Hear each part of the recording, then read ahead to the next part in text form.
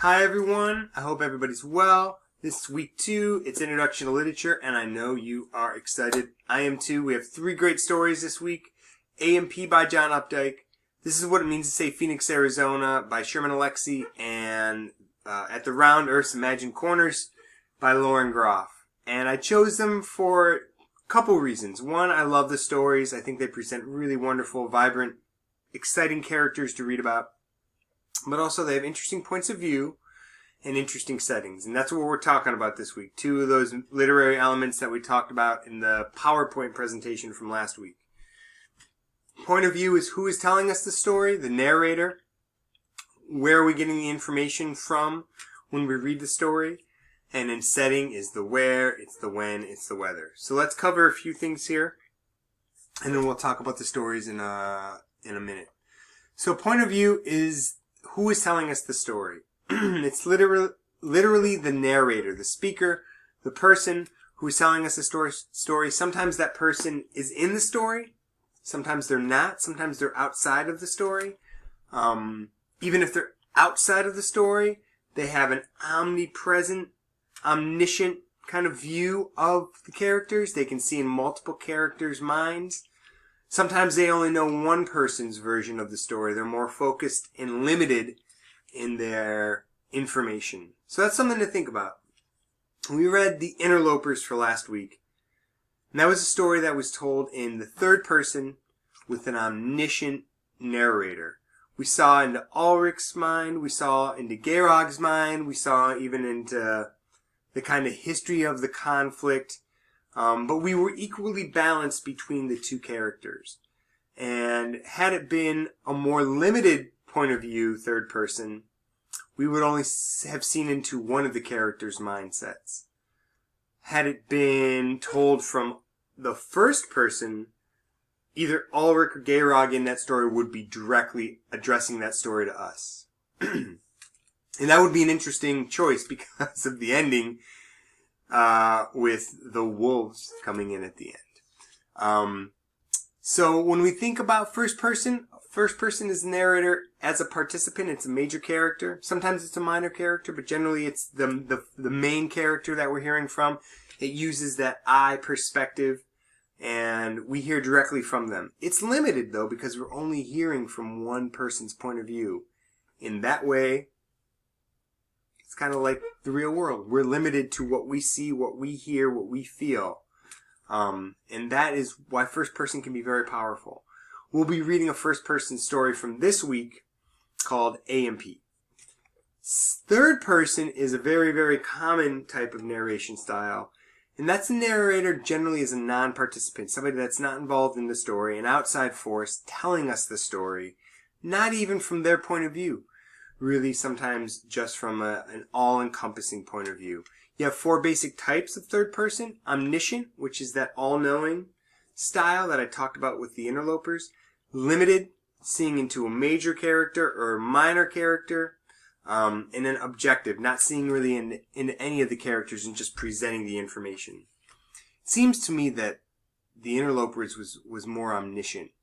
We got a sense of who Ulrich and Georg were from the insight we got from the narrator. And so I think it's more omniscient than it is objective. We'll see a couple third-person narration stories this week in terms of At the Round Earth's Imagined Corners and This is What It Means to Say Phoenix, Arizona. This is What It Means to Say Phoenix, Arizona has a particularly interesting narrative style because every once in a while, and you might notice this, the narrator almost jumps out and offers observations, in particular about the Native American reservation that the story takes place on. And that's interesting. It's almost like a community perspective. And I think that's meant to tell us something about the community of the reservation where the story takes place. Second person is a narrative style that we're not going to see anything from this semester.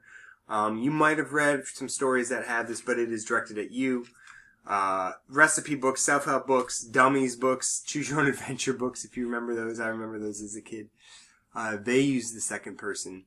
it definitely results in attention getting directness. You are the person you're reading about, and it can be a bit strange to certainly read it, especially if it's fiction. Not so much in recipe books or self-help books, but with other stories, sometimes that you perspective can be almost directing your own ideas about yourself while you're reading the book. So that's what I want you to think about in terms of point of view. It's really who's telling us the story. Now, setting is about place, and in particular, it's about where, it's about when, and it's about whether. A work may have several settings. We're going to see this is what it means to say Phoenix, Arizona, and at the Round Earth's Imagined Corners. I love stories with setting. It might be my favorite element of fiction. I love place. I love observing things about the places I live in. I love Maine. And Maine is a pretty great place. Lots of beautiful things to look at. And I like stories that spend their time creating structure and place. In general, you can have macro setting and micro setting information. Macro setting information is going to be big picture stuff. It's going to be the country that the story is set in, the time period that it's set in, the location that it's set in, cultural elements about that time period. Micro setting elements are going to be more specific things. Things about rooms, about property, about interior of cars, wherever those places may be. The micro details are very specific. Think about this when you're reading a story, especially something like AMP or even This Is What It Means to Say Phoenix, Arizona. Those take place on a macro level in terms of a time period. AMP, which is a story about a grocery store in the 1960s, has a particular flavor because it's set in the 1960s. It's a different kind of grocery store than what we know now, and certainly what we know of grocery stores these days. It's very different.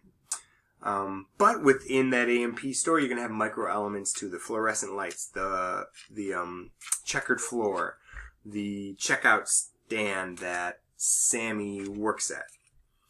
And it's true also for This Is What It Means to Say Phoenix, Arizona. You have kind of bigger picture elements of cultural, Native American cultural lands and reservations. And even the outside world off of reservations. But then you also have some micro elements as well, like the plane ride or the car that they drive back from Phoenix home in. So think about setting in terms of macro and micro. If we look at a picture like this, I'll show you a picture of my old dog, Abby. Here we have macro elements, which would be nature, summer, the Northeast, although it could probably be a lot of different places. The micro elements are going to be the moss over here on the wood, the way the light kind of hits coming off the tree here, the stone behind beautiful Abbey. So that's the difference between macro and micro. We have different types of setting. We have backdrop settings, which are ones that are generalized. We don't get a lot of detail about them. They're the kind of stories you could literally lift from one setting and put into another setting, and it really wouldn't change the story. And then you have integral settings. Those are essential to understanding character, essential to understanding conflict. There's lots of detail in those kinds of settings. Think about the waterfalls, for example, in This Is What It Means to Say Phoenix, Arizona. Or one of my favorite settings of the whole semester, the house in At the Round Earth's Imagined Corners, Jude's family home. That passes from father, then to Jude. He remakes it. It shrinks. It changes over his lifetime. He takes what was the father's there and removes it to make it his own. Those are wonderful details about an integral setting. Finally, I think I want you to think about this quote right here. Every story would be another story, and unrecognizable if it took up its characters and plot and happened somewhere else. Fiction depends for its life on place. Place is the crossroads of circumstances, the proving ground of what happened, who's here, who's coming. All three of these stories this week have really detailed, wonderful settings, and that's why I chose them, as well as interesting points of view. You're going to be reading a story titled A&P by John Updike. It's set in the 1960s. It's about a young man who works at a grocery store and has a challenging situation occur while he's working on his shift, and then how he deals with it comes to inform who he is. It's a pretty interesting story. It's one I get a little nervous about using. It's a classic. It's in a lot of anthologies, but it also seems a bit antiquated and out of date for sure. So I'll be interested to see your reactions about A&P. We got This Is What It Means to Say Phoenix, Arizona, which is about two friends. I'm going to put those friends in quotes because they're not quite friends when the story starts. Maybe they are when it ends. But one of the friends loses his father right at the beginning of the story. He needs to go pick up his father's remains and the items that his father left behind and bring them back to the reservation that he and his friend live on. And so I really love this story. In particular, I love the character of Thomas, who seems just wise beyond his years and is a really wonderful friend in the story. Finally, we get at the Round Earth's Imagined Corners, which takes a character from when he's born all the way to the end of his life. I don't want to give anything away, but takes him up pretty close to the end of his life.